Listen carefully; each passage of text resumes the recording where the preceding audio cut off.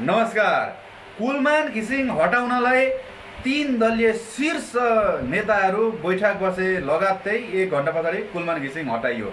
जताततै सामाजिक सञ्जालमा कुलमानमय भएको छ। अहिले विशेष कुलमान घिसिङ हटाउन 99% मतभेद प्रचण्डको छ। बरु छेपाराले रङ कम फेर्ला, प्रचण्डले त्योभन्दा ज्यादा रङ फेर्ने काम गरिरहेछ अहिले नेपालमा। अहिले होइन, पहिलादेखि जब कुलमान घिसिङलाई हटाउने मिटिङ बसिसक्यो तब प्रचण्डले स्टेटस लेख्न थाले, कुलमान घिसिङ यस्तो उस्तो हटाउन हुन्थेन, हाम्रो नेपालको उज्यालोको नायक महान व्यक्ति भन्दै अनेक टिप्पणी गर्न थाले। प्रचण्ड बिना कुलमान घिसिङ हट्दैनन् भन्ने ठुला विज्ञहरूको पनि भनाइ छ, विश्लेषणहरू छ। र नेपालीको मन मुटुमा बस्न सफल कुलमान घिसिङलाई यिनीहरू 4-5 जना व्यक्ति भएर निकाले। तर जनताले 15 गते आन्दोलनको भुमारी ल्याउने छन्, यिनीहरूले लखेट्ने छन्। नेपालमा बसी नसक्नु बनाएर, यदि बसे नि यिनीहरूको 3 पुस्ते नागरिकता खोसेर यिनीहरूका 3 पुस्ताले चाहिँ नेपालमा कुनै सरकारी जागिर नखाने र नेता नेतृत्व गर्न नहुने बनाउन पर्ने छ।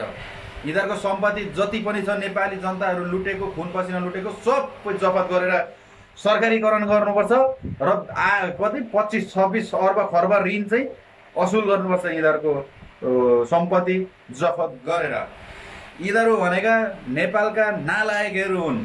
देश लुट्ने, धर्म मास्ने, संस्कार मास्ने, संस्कृति जाति जुदाउने हाम्रो एउटा सुन्दर शान्त देश नेपाललाई चाहिँ यिनीहरूले अनेक तरिकाले खण्डन विखण्डन गरेर नेपालीलाई लडाइरहेका छन्। र युवा जति सबै विदेशीलाई बेचेर यिनीहरूले हाम्रो खुन पसिना खाएर अहिले देशलाई चाहिँ टाट पल्टाएका छन्। लोकतन्त्रमा यति बाटो बनो, उति बनो, यहाँ बनो, उहाँ बनो भन्दै यिनीहरू घुक्छन् नि, बनो, तर तिमीहरूको घरको पैसाले बनेको हो। कति 1 करोड जति मान्छे चाहिँ विदेश गएर त्यो पठाएको रेमिटेन्सले बनेको हो। अनि यिनीहरूले कस्ता कुरा गर्छन् भने जनताको लोकतन्त्र, जनताले चाहिँ हामी जनता होइन, हामीले चाहेको होइन लोकतन्त्र। तर कुलमान घिसिङलाई निकाल्ने जनताको चाहना थियो। अनि जनतालाई देखाएर तिमीहरू सधैँभरि चाहिँ त्यहाँ घिउरा भात खाएर बसिरहन्छौ, जनताको पसिनामा खेलबाट गर्छौ। जनताले यस्तो चाहन्छन्, जनताले के चाहन्छन्? अहिले जनताले रवि लामिछाने चाहछन्, राजा चाहछन्, बालेन चाहछन्। यस्तो कुराहरूमा तिमीहरूले सपोर्ट गर्छ ती लोकतन्त्रीहरूले। बालेनलाई कति महिनादेखि तिमीहरूले कार्यकाली चुनाव अगाडि घर रेल ल्याउँछौ भन्थ्यौ, कोही त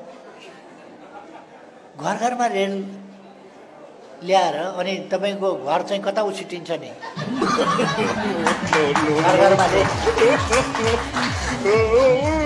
घरमा रेल ल्याउँछु भन्थ्यौ, कोही त रेल।